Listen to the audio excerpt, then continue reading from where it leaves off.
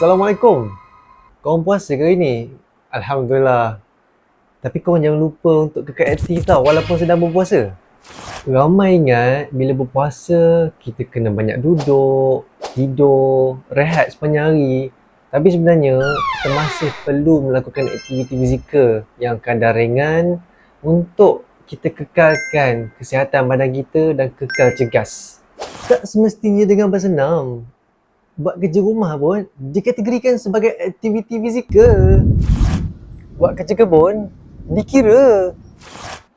Bawa lantai dikira.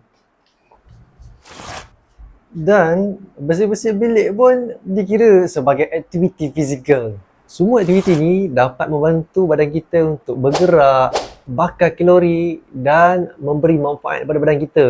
Dan yang paling penting, semua aktiviti yang coach bagi tahu itu adalah intensiti rendah dan ia sesuai untuk dilakukan ketika kita sedang berpuasa kerana tidaklah terlalu memenatkan. Jadi guys, kita janganlah banyak duduk, tidur dan baring je sepanjang hari bila berpuasa ni. Kita kena aktif supaya dapat cegah gaya hidup sedentari dan cegah daripada mendapat risiko penyakit kronik. So guys, ingat ya, anda buat, anda sihat.